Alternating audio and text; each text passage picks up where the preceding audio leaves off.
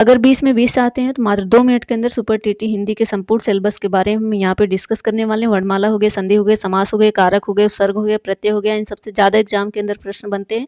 Hello friend, welcome to let's revision. इस video में हम संपूर्ण हिंदी सुपर टीटी का सिलेबस जो है उसको डिस्कस करने वाले हैं। 20 क्वेश्चन आएंगे, 20 नंबर के आएंगे। वर्णमाला को बिल्कुल बहुत बेहतरीन तरीके से पढ़िएगा। यहाँ से 2-3 सवाल आपको देखने को मिलते हैं।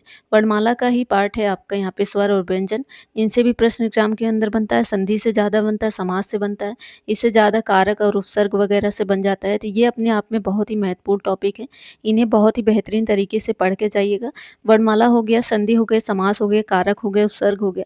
ये आपका सबसे पहला जो सिलेबस के अंदर है वर्णमाला। वर्णमाला के 2 पार्ट है, स्वर और व्यंजन। इन्हें बहुत ही बारीकी से पढ़ लीजिएगा।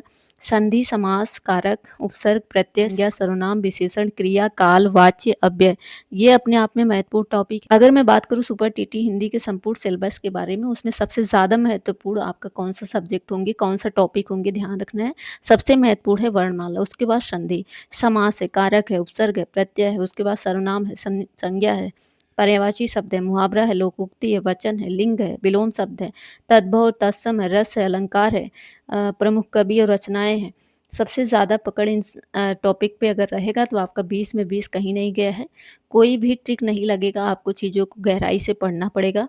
ऊपर ऊपर पढ़ने से कुछ नहीं होगा, इसलिए आप जो है बढ़िया से एक नोट्स बनाइए, घोल करके पेश आइए, एकदम बढ़िया से जो है नोट्स बनाइए, चीज़ों का रिवीजन करिए और 10 से 20 सवाल डेली हिंदी से लगाइए। आपका 20 में से 20 कहीं नहीं गया है। तो thank you and all the best.